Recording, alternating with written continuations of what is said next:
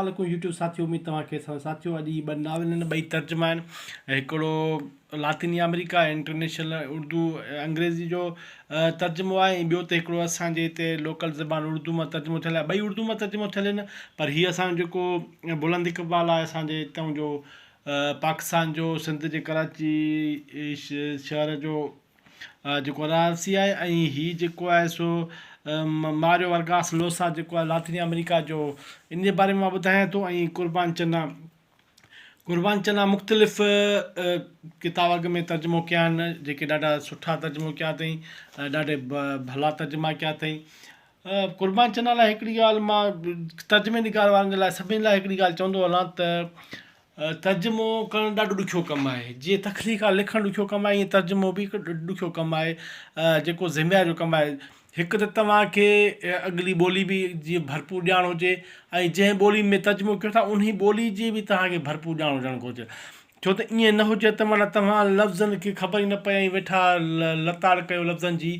सो ॿिन्ही ॿोलियुनि ते उबूर हुजणु, ॿिन्ही ॿोलियुनि ते गिरफ़्त हुजणु, छो त उहो रस चस तव्हां असांखे इब्राहिम जोयो, अतम बबरो साहिबु ऐं मिर्ज़ा कलीज बेग साहिबु, नंगर चना जेको आहे तर्जुमा थो करे। ऐं जेको ॿिया दोस्त असां हिकिड़ो ॿ बि आहिनि, जेको आहे सो असांजो लाड़कानो जहांगीर आहे। त तव्हांखे ॿोलियुनि ते गिरफ़्त हुजणु घुरिजे। तव्हांखे पढ़ंदड़ कीअं महसूसु न थिए त तर्जुमो आहे या माना ओरिजिनल लिखत आहे। सो तर्जुमे लाइ ॿिन्ही खे थोरी ॼाण हुजणु घुरिजे, त भली हुजणु घुरिजे। मां हिकिड़ी ॻाल्हि कंदो त क़ुर्बान चना जा नावल अॻ में मूं पढ़िया आहिनि, उन में बि ॾाढो हिन सुठो लिखियो तर्जुमो कयो आहे। इन मुसलसल तर्जुमा छपंदा था अचनि। बाक़ी जुमन शाह जेको आहे सो मुंहिंजे लाइ पहिरियों दफ़ो आहे, हिन अॻ में कॾहिं हिनखे मूं जेको आहे सो न पढ़ियो आहे। ऐं हीअ जेको आहे सो कलाकार जे बारे में मां थोरो तारीफ़ कराईंदो हलां हिन जे, त हीअ असांजो मारियो वर्गास लोसा केरु आहे ऐं के जिन जो किरदारु छा आहे, उन जे हवाले खां जेको आहे सो हिन जो तारीफ़ ॾींदो हलां। लेखक जे बारे में हीअ चए थो त जॉर्ज मारियो पेड्रो वर्गास लोसा, जंहिंखे दुनिया मारियो वर्गास लोसा जे नाले सां सुञाणे थी, पीरू जो हिकु नोबेल याफ़्ता एवॉर्ड याफ़्ता लेखक आहे। खेसि मज़मूनदानी सहाफ़ी सियासतदान सुञातो वेंदो। हू जग मशहूरु लातिनी अमेरिका अदीबनि मंझां हिकु आहे, जंहिं 28 मार्च 1936 ते पीरू शहर अरेक्विया में जनमु वरितो। संदसि वाल जो नालो अर्नेस्ट वर्गास मालेंड्रो ऐं वालदा जो नालो डोरा लोसा हो। इन असांजो को मतिलबु न आहे त कंहिंजो औलाद आहे कीअं आहे, पर जे पीउ मां को ख़ासि आहिनि त पोइ उनजो नालो अचणु घुरिजे। हिकु ई ॿार हो, इन सां को असांजो सरोकार न आहे। बाक़ी थोरो तारीफ़ हुयो त हीअ छा हो, कीअं हो, किथां जो आहे। ॿियो अॻिते तारीफ़ कईंदो आहे त मारियो वर्गास लोसा पंहिंजे अदबी कैरियर 1957 में हिकु the leaders and the ground father publication शुरूआति सां कयो। उहो स्कॉलरशिप हवाले सां स्पेन वियो, उते मुकमल थियण खां पोइ पेरिस हलियो आयो। उहो समूरो अर्सो पंहिंजी ज़ाल चोलिया हर कंहिं सां गॾु हिन पंहिंजी मशहूरु novel the time of the hero सां गॾु ॿिया केतिरा नावल लिखिया, जिन मां दी ग्रीन हाउस कन्वेंशन दी कैथड्रल खे पिणु इलाही मञता मिली। इन जो अक्सर लिखणियूं अक्सर करे संदसि पंहिंजी तजुर्बे आज़मू जे मनसर जेकी पीरू दुनिया जे ॿिनि हिसनि जे मुआशरे ते अक्सर कनि थियूं। वर्गास लोसा जी शोहरत दुनिया में वधंदी वई, खेसि हिकु ख़ाके निगार ऐं हिनराए ते ख़ूबीनार लेखक तौरु साराहियो वियो।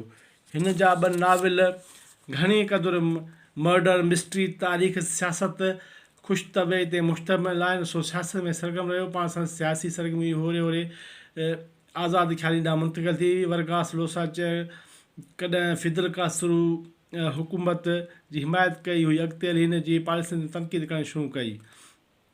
हिन खे पेन इंटरनेशनल पाण 1977 ताईं पंहिंजो सदर पेरिवन एकेडमी ऑफ लैंग्वेज मुक़ररु कयो वियो। दोस्तो हीअ हिन जो थोरो तारीफ़ हुयो। ऐं हिन जा जेके ॿिया किताब हुया, मारियो वर्गास लोसा पंहिंजे केतिरनि अवार्ड सां गॾु 2010 में नोबेल प्राइज़ जहिड़े अज़ीम अलशान अवार्ड सां पिणु नवाज़ियो। हिन केतिरा ई भेरा अवार्ड मिलिया, जिन में रोल्मो गैलकोस प्राइज़ एंड गिरन्स में कयो वियो। दोस्तो हीअ जेके आहिनि सो थोरो मुख़्तसिर तारीफ़ हुयो। बाक़ी नाविल कीअं आहे, छा आहे, वधीक पढ़ण खां पोइ राय ॾिबो त नाविल में केतिरो दम आहे, कीअं आहे। सो वधीक पढ़ण खां पोइ बाक़ी नालो वॾो आहे, हमारा लिखण जो ॾांहुं बि ॾाढो भलो आहे। सो नाविल जी चूंड सुठी थी आहे। ऐं ॿियो हीअ आहे भॻल दीवार। भॻल दीवार बि बुलंद इक़बाल साहिबु जेको आहे हिन जो इंतिसाबु ॾिसो कंहिंजे नाले थियल आहे दोस्तो, हिन जो जुमन शाह जो।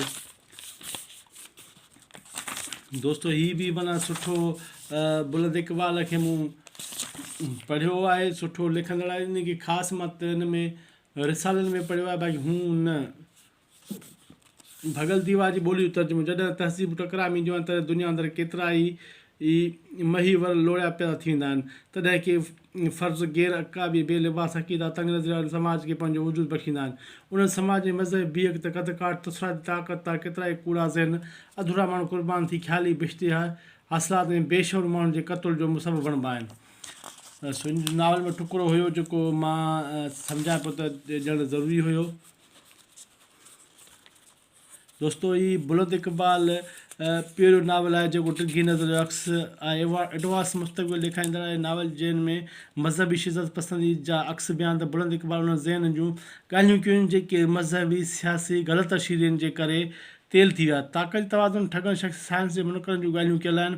बुलंद इक़बाल जे नावल में ॾिनल किरदारु एशा जे मंज़ूम कहाणी जहिड़ो आहे जेको विरहाङे में गोबंद माली जे यार अर्जण अहसास रचियो हो। जेकर असां मज़हबी बुनियादनि ते या मसलकी फ़र्क़ु सबबु पैदा थींदड़ नफ़रत ऐं खून ख़राबी तां खां छुटकारो हासिलु न कयो त ईंदड़ नसुल असां अहिड़ी तनक़ीद अहिड़ी थींदी जहिड़ी इदरीस ऐं उन जहिड़े इंसाननि जो ॿारनि सां थी। दोस्तो किताबनि जी दुनिया में रहंदड़ मुसाफ़िर लफ़्ज़ मुंहिंजे ज़हन जी रल मिली का सही जुमिले ते हीअ जेको आहे सो बुलंद इक़बाल जे बारे में जेको आहे सिंधी का जा कुझु लफ़्ज़ हुया जेके मां तव्हांजा ॾाढो कोट कया।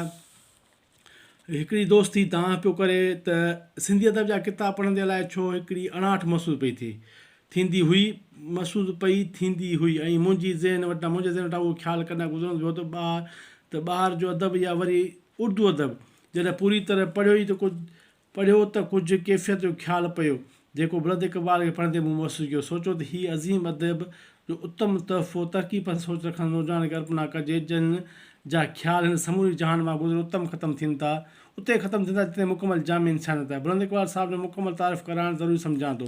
बुलंद इक़बाल हिकु मुफ़क़िर लेखक मीडिया साहिब हुजण सां गॾु तबीब डॉक्टर पिणु आहे। हू ओरेंटो कैनेडा में इंटरनल मेडिसन ते प्रैक्टिस करे थो। सो दोस्तो हीअ डॉक्टर बि आहे असांजो बुलंद इक़बाल साहिबु। ऐं हिन किताब हिकु फ़रिश्ते के आंसू मुख़्तसिर कहाणियूं ऐं मुंहिंजूं 51 मुख़्तसिर कहाणियूं, ऑल माई लव लेटर्स मज़मून, the broken wall novel, the missing pages जो लेखक आहे डॉक्टर सोहेल संदसि इल्मी गुफ़्तगू ताज़ो अब्दुल सत्तार 2000 छपियल दानिश इतलाह में नक़ुल कयो आहे।